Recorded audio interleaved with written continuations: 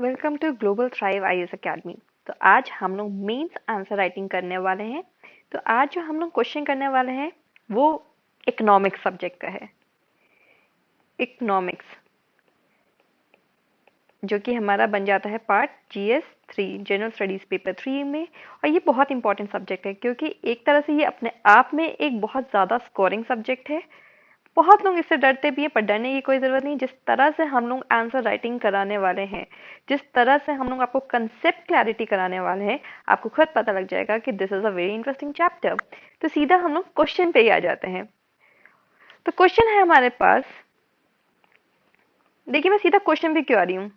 देखिए, स्ट्रैटेजी बहुत बन सकती है, बट सबसे ज्यादा इंपॉर्टेंट जो होता है वो 3 टर्म्स होती हैं। एक होता है कंसेप्ट, कि आपको इकोनॉमिक्स का कंसेप्ट या किसी भी चैप्टर का कंसेप्ट, जब इकोनॉमिक्स आप पढ़ लेंगे ना, तो आपके अंदर एक एनालिटिकल स्किल्स आ जाएगी। उससे क्या होगा, आप सारे सब्जेक्ट्स को हैंडल कर सकते हैं, कैसे आंसर्स लिखने हैं, किस तरीके से, क्योंकि economics is a subject that is actually a basis of all other subjects, because the structure of society itself is rooted in the concepts of economics. तो कंसेप्ट क्लैरिटी आपके मेंस आंसर में check किया जाएगा। Second, analysis and the critical understanding. तो इसमें understanding of the question, understanding of the demand of the question, ये सब आ जाएगा। तो इस सब चीजों को एक साथ एक ही क्वेश्चन में किस तरह से हम लोग समझ सकते हैं, वो हम लोग आज करने वाले हैं। बहुत ज्यादा इंपॉर्टेंस होता है। हर आदमी आपको ये बता सकता है कि मेंस आंसर राइटिंग कितना इंपॉर्टेंट है। हम आपको सीधा बताएंगे कि किस तरह से उसको एड्रेस किया जाता है। So let's get to the question itself and I have selected a PYQ। तो यूपीएससी का PYQ मैंने सिलेक्ट किया है। तो 2019 का है, टफ क्वेश्चन है, इसीलिए मैंने सिलेक्ट किया है। I am not going to offer you easy questions, I am going to handle the tough questions, जो कि हर चीज पे, हर लेवल पे आपको टेस्ट करे। इसीलिए मैं इस वाले क्वेश्चन पे आई हूँ। तो सबसे पहला इसमें अगर देखा जाए तो क्वेश्चन है क्या। क्वेश्चन है the public expenditure, public expenditure management is a challenge to the government of India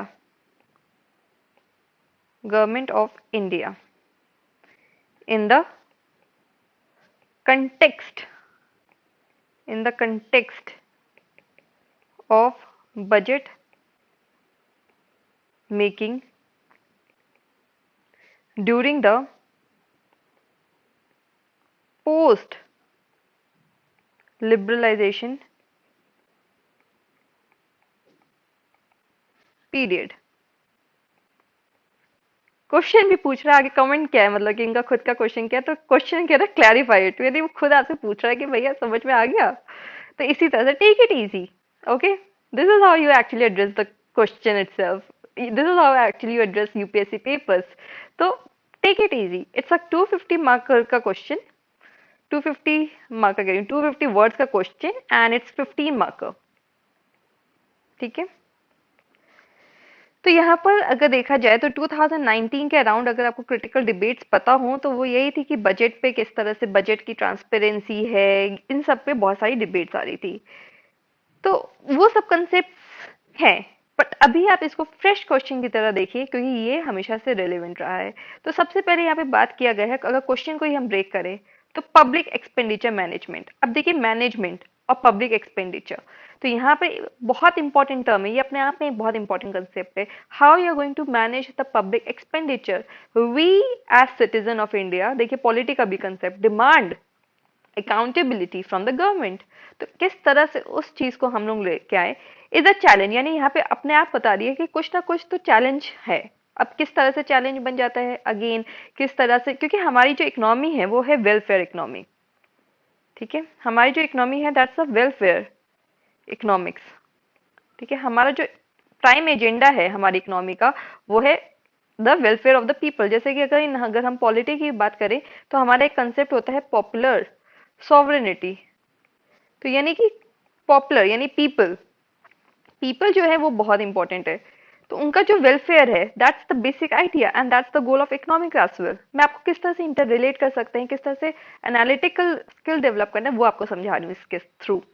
तो वेलफेयर का एस्पेक्ट है, तो यहाँ पर कहीं ना कहीं चैलेंज बनता है तो पब्लिक एक्सपेंडिचर मैनेजमेंट, क्योंकि देखिए गवर्नमेंट के पास हमेशा से एक आइडिया होता है किस तरह से economic management, economic management plus transparency plus the idea of what, of welfare. ठीक है, ये सब चीजों को कैसे करना है, क्योंकि एक तरफ अगर देखा जाए तो गवर्नमेंट जो है वो खुद खर्चा करके फिस्कल डेफिसिट कर सकती है, इस तरह से अपने आप को लॉस में रख सकती है क्योंकि उसको वेलफेयर का गोल अपनाना है। पर वहीं पे अगर देखा जाए तो हमें लॉन्ग टर्म में, क्योंकि everything is related with Chanakya, Chanakyan idea, तो उसमें लॉन्ग टर्म में हमको इकोनॉमिक भी तो करना है इंश्योर। जब हम लोग एथिक्स पढ़ेंगे तब भी हम लोग ये बात करेंगे कि चाणक्य क्या कंसेप्ट हम कैसे लेके आ सकते हैं when we are talking about economics का एथिकल पर्सपेक्टिव। तो एथिकल पर्सपेक्टिव कैसे है, एक प्रूडेंट पॉलिसी मेकिंग, यहाँ पर हम लोग बात करेंगे एक प्रूडेंट, प्रूडेंट पॉलिसी मेकिंग हम कैसे कर सकते हैं, दैट्स द बेसिक आइडिया। तो प्रूडेंट पॉलिसी मेकिंग के लिए अगर देखा जाए तो fiscal deficit plus welfare approach, किस तरह से हमें ऐसा करें कि हमारी जो लॉन्ग टर्म इकोनॉमिक है उसमें भी एक सस्टेनेबिलिटी का फैक्टर रहे। We can not just go on incurring expenditure, we have to also maintain sustainability. तो सस्टेनेबिलिटी, क्योंकि पैसा होगा अगर लॉन्ग टर्म में तभी तो फिर फ्यूचर में खर्चा करेंगे, ऐसा नहीं कर सकते कि आज ही सारा खर्चा कर दें और फिर फ्यूचर में नहीं है। तो इस सब कंसेप्ट्स को एक साथ हम कैसे लेके आए, इस छोटे से वर्ड में देखिए, अभी तक मैंने सिर्फ कितने, एक दो तीन चार वर्ड्स डिस्कस किए और उसमें हमने कितने सारे कंसेप्ट और पॉइंटर्स अपने दिमाग में बना लिए। So the public expenditure management is a challenge to the government of India in the context of budget making, in the context of budget making. तो ये तो लाइन है। During the post liberalisation period, अब यहाँ पर एक आपको time period भी दे दिया, आपके क्वेश्चन ने आपको एक स्कोप दे दिया, आपको किस टाइम पीरियड के अराउंड, किस बेसिक पर्सपेक्टिव के अराउंड आपको बात करनी है, तो वो भी आपको दे दिया। तो पोस्ट लिबरलाइजेशन यानी कि हमारी बात करी जा रही है 1991 में एलपीजी रिफॉर्म्स जो आए थे उसके बाद जो पीरियड था, यानी यहाँ पे हमने लिबरलाइज किया था। पहले क्या था, कोटा राज था, रेगुलेशंस थी, लाइसेंस सिस्टम था।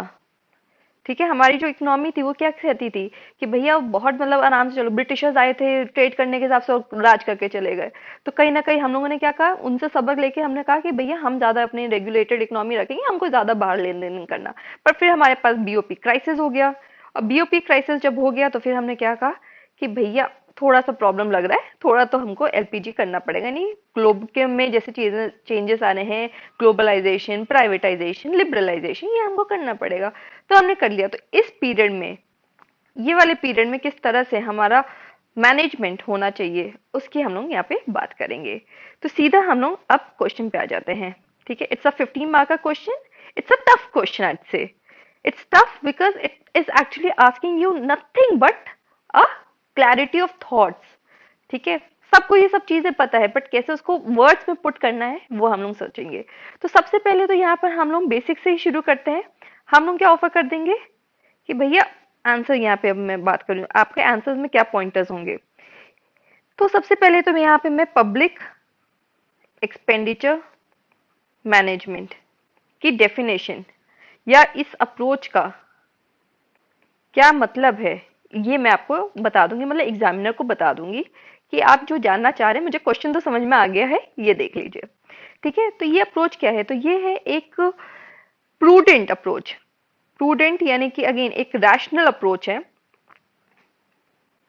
अप्रोच किस चीज का अप्रोच है ये, of use of government financial resources, किस एम के साथ, टू अचीव, जैसे कि मैंने बात किया है वेलफेयरिज्म, वेलफेयरिज्म और वेलफेयर इकोनॉमिक्स। ठीक है, essentially fulfilling the demands of people or its population, the economic population। तो यहाँ पे एक हो गया, हमने यहाँ पे ये बता दिया कि पब्लिक एक्सपेंडिचर मैनेजमेंट, ये टर्म को ही हमने यहाँ पे क्लियर कर दिया कि ये भैया एक अप्रोच है जो कि रैशनल अप्रोच है।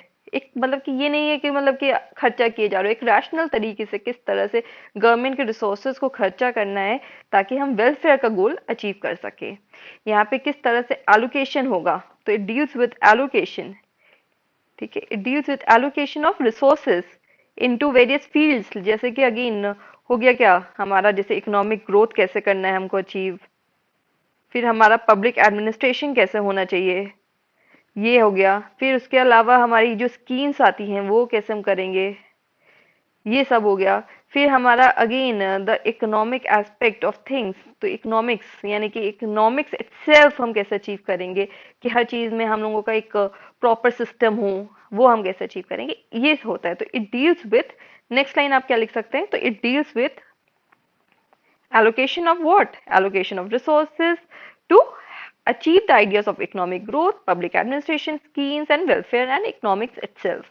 तो इसीलिए अगर देखा जाए तो इसमें हम लोग इंक्लूड करते हैं क्या, फिस्कल डिसिप्लिन, कि भैया बहुत खर्चा भी मत कर दो, बहुत कम भी खर्चा मत करो।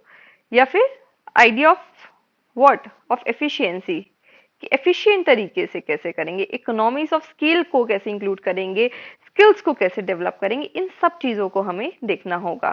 Plus the idea of macro economic stability, कि ऐसा ना हो कि हम लोग कुछ खर्चा कर रहे हैं हम लॉन्ग टर्म में देख ही नहीं रहे हैं, तो अगेन किस तरह से बजट बनना है, किस तरह से क्या एक्सपेंडिचर होना है, क्या पॉलिसी फ्रेमवर्क होगा, ये सब चीजें हमको देखना है। इतना आइडियाज हम लोगों ने क्लियर कर दिया सीधा सीधा अपने इंट्रोडक्टरी चैप्टर में ही, कि किस तरह से हमने एग्जामिनर को बता दिया। तो 3 लाइन में हमने यहाँ पे क्लियर कर दिया। अब हमारा क्या आएगा, the body part. Body part इसको हम कैसे एड्रेस कराएंगे, तो यहाँ पे हम क्या करेंगे, अब हम सीधा आ जाएंगे जहां पे उन्होंने पूछा है, दैट इज व्हाट, तो that is what the post liberalisation period में किस तरह से हुआ है, तो in the context of budget making during the post liberalisation period.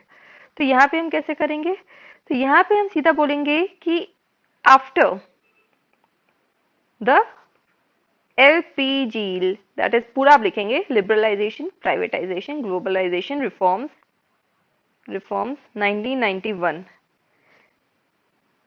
There are certain challenges. तो पब्लिक एक्सपेंडिचर में क्या है, क्योंकि वो again they are actually asking for you to explain the challenges that has been faced in budget making due to the changes that have occurred post liberalization। तो public expenditure में क्या changes आए हैं, तो यहाँ पे क्या है, तो सीधा सीधा हम लोग यहाँ पे देखेंगे क्या चैलेंजेस है, तो चैलेंजेस को हम लोग एड्रेस कराएंगे। तो चैलेंजेस है तो रेड पेन से मैं लिख देती हूँ, ठीक है। तो सबसे पहला चैलेंज क्या है, देखिए जब लिबरलाइजेशन हो गया तो हमारे क्या हो गया, हमारा एक्सपोजर हो गया, exposure to global economic uncertainties.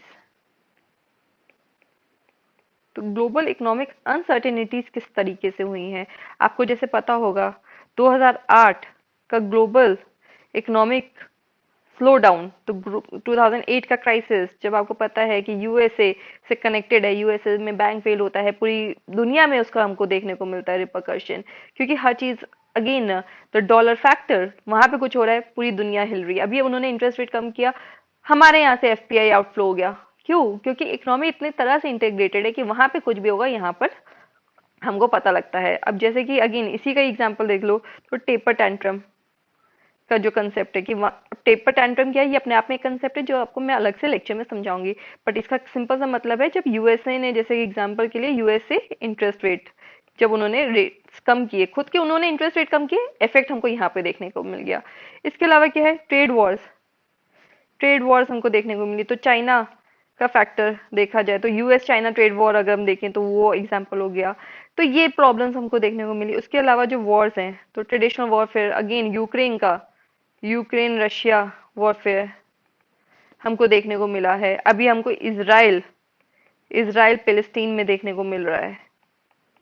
तो इन सब चीजों को हम कैसे हैंडल करें, ये हमारा बेसिक आइडिया होता है। तो ये जो चीज है ये अपने आप में एक बहुत ही क्रूशियल कंसेप्ट है। इन सब पे, इन सब एक एक चीजों पे, जैसे इंटरनेशनल रिलेशंस भी हमारी तरह से एक तरह से कवर हो रहे हैं। तो exposure to global economic uncertainties में हम लोगों ने बात की है। तो 2008 taper tantrum, US China wars, Ukraine Russia, Israel Palestine, तो ये सब हमारे को देखने को मिला। इससे क्या है, हमारी जो इकोनॉमी है उस पर इम्पैक्ट हुआ है, और वो इम्पैक्ट हमारे बजट एस्टिमेट्स में भी दिखता है। तो वो आ गया। पॉलिसी फ्रेमवर्क में देखता है। अब टेपर टेंट्रम हुआ, हमारी पॉलिसी फ्रेमवर्क में तुरंत आ गया, हमारी मॉनेटरी पॉलिसी में तुरंत आ गया, प्लस हमारे बजटिंग में आ गया, क्योंकि हमको देखना था क्या कि किस तरह से अच्छे से चलाए, तो वो हो गया। सेकेंड अगर हम देखें तो पॉलिसी फ्रेमवर्क, पॉलिसी फ्रेमवर्क इसमें हम क्या बात करेंगे, इसमें हम बात करेंगे हमारी फिस्कल फिस्कल पॉलिसी की। तो गवर्नमेंट जो है उसको अगेन इंफ्रास्ट्रक्चर बनाना है, ये तो बेसिक आइडिया है, कैपिटल एक्सपेंडिचर करना है, इंफ्रास्ट्रक्चर बनाना है, प्लस वेलफेयर का अप्रोच जो कि हमने पहले ही बात कर ली, तो वेलफेयर का अप्रोच अपनाना है। तो इन सब चीजों में किस तरह से बैलेंस करें, तो ये होता है क्या, तो इसके लिए किस तरह से प्रूडेंट फिस्कल पॉलिसी बनाएं, गवर्नमेंट क्या खर्चा कर रही है वो भी हो। तो इसमें ही इसी तरह से हमारा एक आया था एक्ट, और वो क्या था, FRBM एक्ट, तो fiscal responsibility and budget management act. इसके बारे में आप जरूर लिखेंगे, क्योंकि यहाँ पे बजट का है चैप्टर, तो इसमें हम लोगों ने लिमिट कर दिया था, जैसे फिजिकल डेफिसिट इस लिमिट के अंदर होना चाहिए, ये सब इसमें, ये अपने आप में एक चैप्टर है, बट अगेन यहाँ पे हम ब्रीफली मेंशन कर देंगे। तो फिजिकल को किस तरह से मैनेज करना है वो हमारा बेसिक आइडिया था, गवर्नमेंट को किस तरह से खर्चे कंट्रोल में रखने हैं, उसको हमने कह दिया था कि भैया इस लिमिट से ऊपर नहीं जाना चाहिए, तो फिजिकल पॉलिसी, तो फिजिकल पॉलिसी फ्रेमवर्क हमारा इवॉल्व हुआ, तो वहां पे आ गया।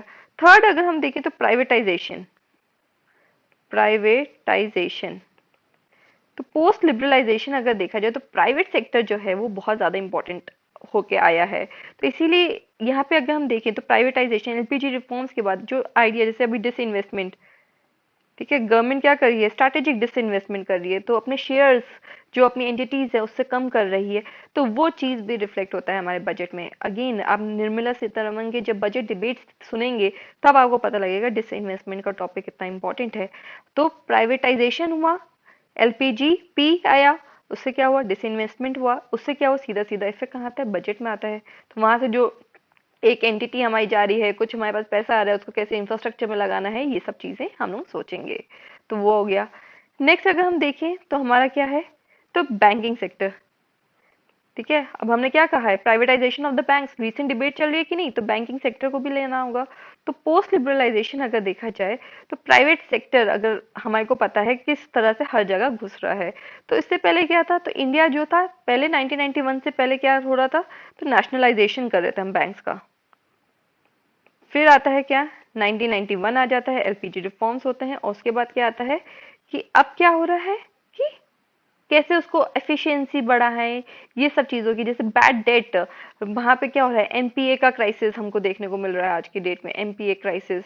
तो मैनेजमेंट बैंक का कैसे अच्छा हुआ, बैंक फेल कर गया तो पूरी इकोनॉमी में इफेक्ट आता है, उसका रिपरकशन आता है, तो वो चीज हम कैसे देखेंगे।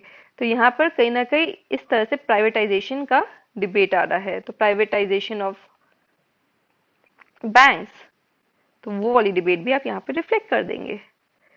नेक्स्ट अगर हम बात करें तो और क्या पॉइंटर हम बात कर सकते हैं, टैक्स, टैक्स एंड रेवेन्यू, ये क्या इफेक्ट हुआ इस पे, क्योंकि गवर्नमेंट कहाँ से खर्चा करेगी, जब वो रेवेन्यू पैसा कमाएगी तभी तो खर्च करेगी।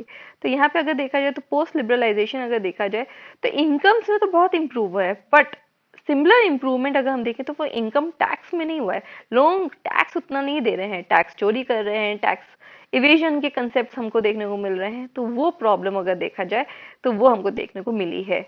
तो इनकम तो जरूर बढ़ी है, तो 1991 के बाद अगर हम देखें तो इनकम तो बहुत बड़ी है, बट टैक्स कलेक्शन बढ़ा, तो देखो अब आप कहेंगे हाँ बड़ा है, बट प्रोपोर्शन देखिए तो उस प्रोपोर्शन के साथ बड़ा है, तो that's the question mark kind of a thing. तो वो आपको देखना होगा, क्योंकि अगर टैक्स नहीं आएगा तो फिर एक्सपेंडिचर कैसे करेंगे, सब्सिडी वगैरह, तो ये कहीं ना कहीं हमारा जो टैक्स बेस है। अब जैसे जीएसटी आया तो अगेन अरुण जेटली क्या कहते हैं, अरुण जेटली ने क्या कहा था, उन्होंने कहा था क्या कि टैक्स का हमारा वो जो है कलेक्शन है वो बढ़ेगा, ठीक है, पर हुआ, बट क्या उस रेट से हुआ, वो चीज भी क्वेश्चन बनती है। तो वही ये वाली डिबेट भी हम लोग यहाँ पे लेके आएंगे कि 1991 के बाद इनकम्स तो बढ़ी है हर आदमी की, पर टैक्स उसी रेट से बढ़ा तो वो नहीं हुआ है, तो वो अपने आप में एक चैलेंज है। इसके अलावा क्या किया जाए, तो कैपेसिटी, एक चैलेंज क्या होगा, कैपेसिटी का, कैपेसिटी में अगर हम बात करें, कैपेसिटी एंड एफिशिएंसी का, तो अगर देखा जाए तो जिस तरह से हम स्कीम्स वगैरह में देखा जाता है तो कहीं ना कहीं लीकेजेस, ठीक है, हमने स्कीम के लिए इतना पैसा डाल दिया तो लीकेजेस हमको देखने को मिलती हैं। तो लीकेजेस देखने को मिल रही है, पैसा वहां पे पहुंच ही नहीं रहा है, तो ये सब प्रॉब्लम्स हो गए। तो under utilized funds, under utilized, under utilized funds, ये प्रॉब्लम हमको देखने को मिली है। तो ये सब चीजों को, या फिर हम बात करें structural bottlenecks, structural bottlenecks, कैसे इकोनॉमी में एग्जिस्ट करते हैं, तो ये सब चीजें, जैसे कि again reforms, lack of reforms, economic reforms उतने लेवल में नहीं हो पा रहे हैं जितना हम लोगों की इकोनॉमी को नीडेड है, क्योंकि आज भी हम देखें तो एग्रीकल्चर में डिस्गाइज्ड अनएम्प्लॉयमेंट का फैक्टर है। ये सब चीजें अभी भी कहीं ना कहीं हमारा मैन्युफैक्चरिंग सेक्टर उस तरह से उस लेवल से ग्रो नहीं कर पा रहा है। तो ये सब प्रॉब्लम्स हमको देखने को मिली है, तो उसको कैसे ठीक करना है, ये भी अपने आप में चैलेंज है, क्योंकि बजट एक ऐसा है जो आपकी हर चीज से रिलेटेड है, तो वो चैलेंजेस भी हमको देखने को मिलते हैं। तो इन सब में अगर देखा जाए, तो एलपीजी रिफॉर्म्स के बाद अगर देखा जाए, तो नेशन का पर कैपिटा तो इंक्रीज हुआ है, गवर्नमेंट का एक्सपेंडिचर भी बढ़ा है, बट वहीं पे अगर देखा जाए तो इंफ्रास्ट्रक्चरल डिमांड्स होती हैं या कैपेसिटी बिल्डिंग डिमांड्स हैं, वो भी इंक्रीज हुई हैं। तो ये इस तरह से आप कंक्लूड कर सकते हैं, अपने कंक्लूजन में लिखना है क्या, क्योंकि इसमें चैलेंजेस पूछे गए थे, तो अगेन हमको चैलेंजेस प्लस एक वे फॉरवर्ड की तरह खत्म करना होगा आंसर। तो कैसे हम कर सकते हैं कि देखिए, जब income, per capita income, per capita income individual की, यानी हर इंसान की जो इनकम है वो बढ़ी, गवर्नमेंट का एक्सपेंडिचर भी बढ़ा, ठीक है, बट वहीं पे अगर देखा जाए तो इंफ्रास्ट्रक्चर प्लस कैपेसिटी बिल्डिंग उस हिसाब से नहीं बढ़ी है। जैसे कि आजकल हम लोग बात कर रहे हैं इंटरनेशनल रिलेशन से जुड़े, तो भारत माला, सागर माला प्रोजेक्ट, ये सब आ रहे हैं, बट अगेन और आने चाहिए। तो यहाँ पे अगर देखा जाए तो टैक्स टू जीडीपी रेशियो हमारा उतना अच्छा नहीं है। तो इस तरह से हम public management, public expenditure management जो है वो अपने आप में चैलेंज है। आपने इस बात को एक्सेप्ट किया है क्वेश्चन में, और वहीं पे आप क्या कहेंगे कि the idea of collection, improvement in tax collection plus the idea of various committees, जैसे कि आप यहाँ पे बात कर सकते हैं बिमल जलन कमिटी की,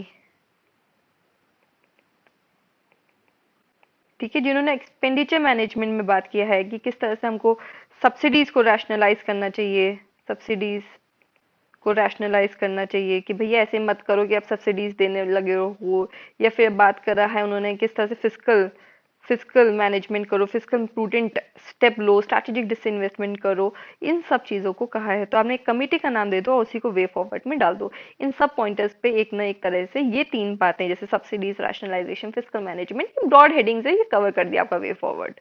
तो यहाँ पर आपने कर दिया, और इसी तरह से कहा कि क्या, the idea of policy making पे, policy making with welfare approach and prudent public finance management is the key, is the key to meet the challenges posed। ठीक है, इस तरह से बेसिक इतना ऐसा ही आपको कंक्लूजन करना है। देखिए, मैं आपको वही आंसर लिखवाऊंगी जो आप वहां पे प्रोड्यूस कर सकते हैं, बट ऐसा आंसर लिखवाऊंगी कि सारे कंसेप्ट भी क्लियर हो जाए, प्लस एग्जामिनर आपसे इम्प्रेस हो जाए और आपको पूरे पेपर में अच्छे मार्क्स दे। इस तरह से हम लोग आंसर्स को एड्रेस करेंगे।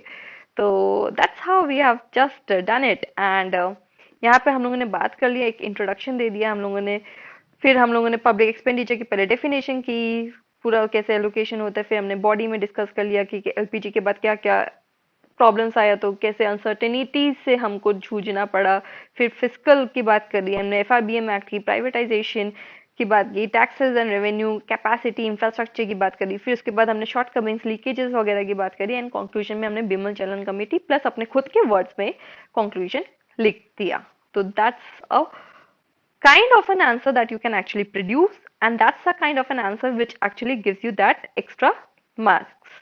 तो इस तरह से ही हम लोग करेंगे, और कंसेप्ट क्लैरिटी हम करते रहेंगे। This is how we are going to address the questions. Please like, share and subscribe Global Thrive IAS Academy. Thank you.